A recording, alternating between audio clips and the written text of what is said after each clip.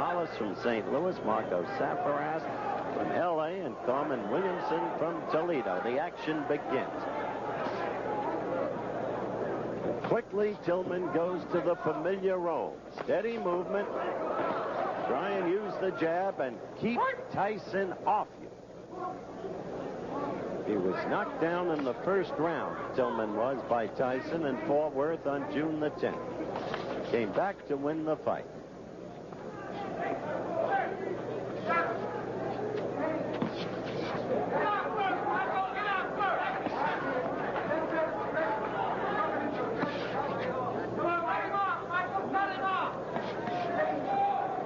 Someone in the crowd yelling, "Cut him off, Michael." You heard Tyson say that's exactly what he wants to do, plans to do, if he can do it.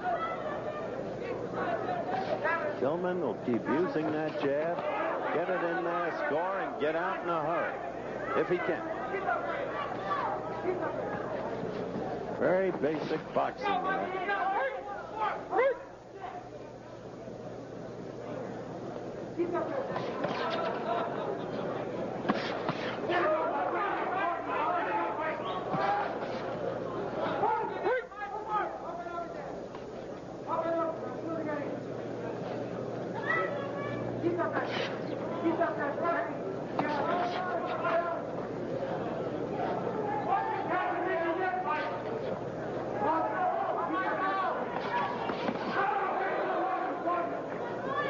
First round action.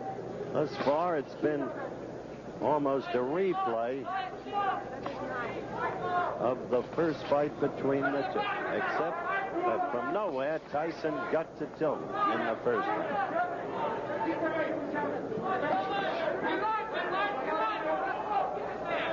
One can see Tyson developing from fight to fight. As a boxer, I mean. No longer awkward, flat-footed. He's not fast, no question about that. He doesn't have the body to be fast. But he's not ponderous either.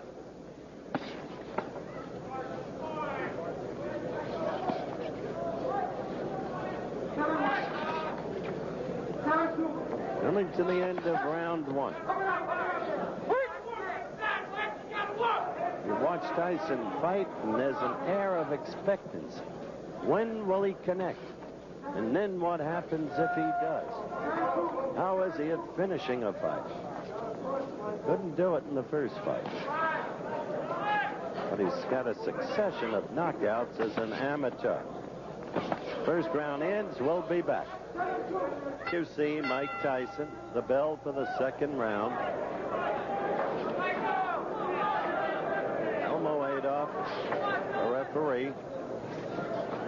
First round, I think, fought to Tillman's pace and plan.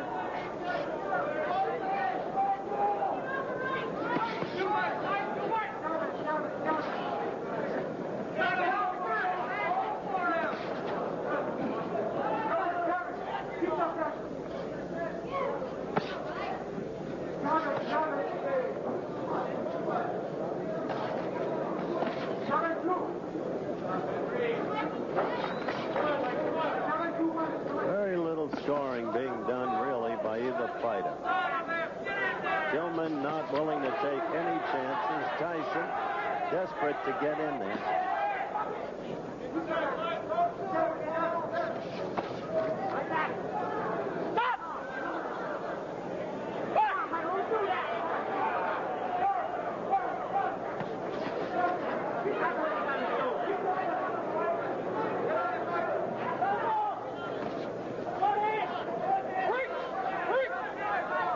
D'Amato feels that the amateur judges have not been fair to his fighter.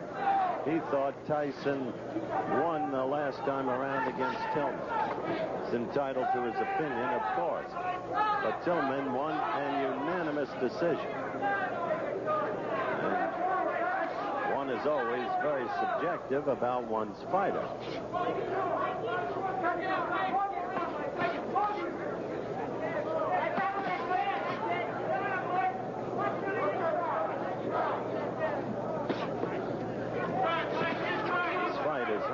setting a high mark in excitement.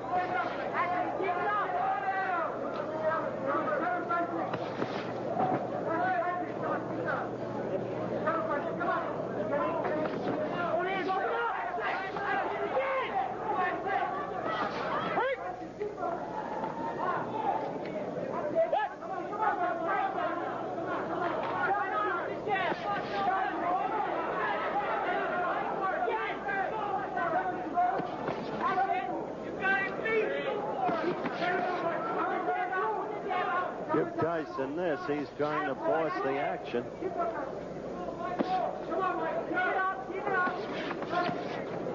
But there you saw Tillman get in a couple of blows and then out. This won't be too easy a fight to score either, unless something dramatic happens.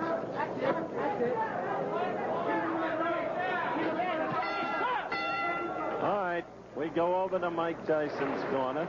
Cus D'Amato, by the way, does not work the corner. Cus is 76 years old now.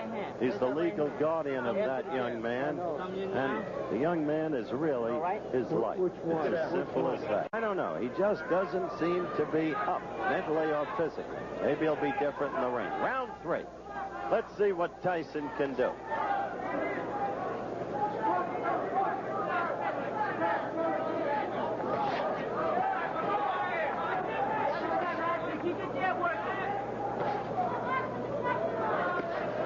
Round 3.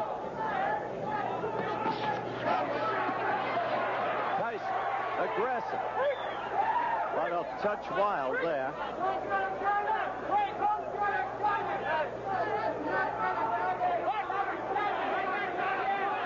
Elmo Adolph cautioning Tyson, as you saw. Back to the action.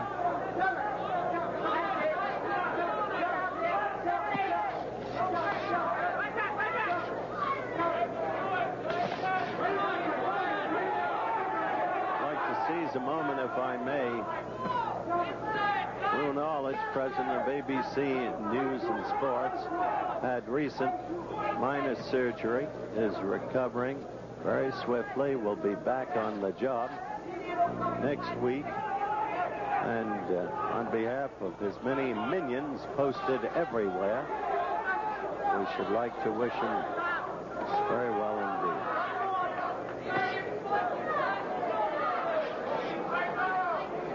Third and final round. A good right by Tyson. Finally, he got that in there. And Tillman felt it, and he will stay away. Didn't come until the 3rd round. Tillman knows this is no time for him to make a mistake. However, Tillman has not fought nearly as effectively as he did in Fort Worth, I don't think. So little scoring by either party. The fight clearly forced in terms of aggressiveness, but that doesn't count in amateur boxing. It does count in professional boxing scoring. Aggressive.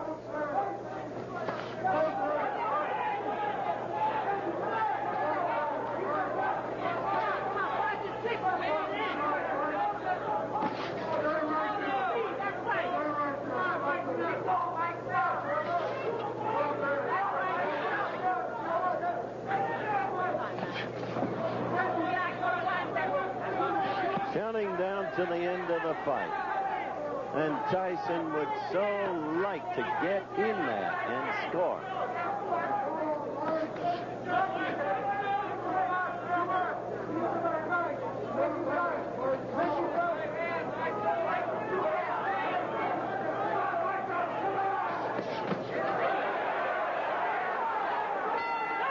Okay, that's it.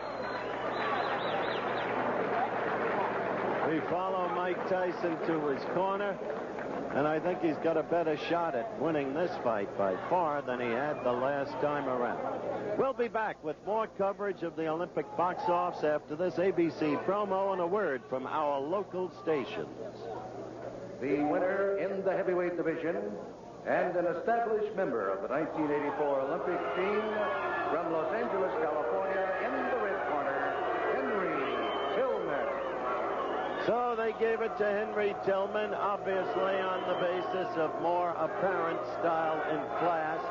The aggressor was Mike Tyson, but as I explained, aggressiveness in amateur boxing is not rewarded with points. What is rewarded with points? That's what I meant earlier in the evening when I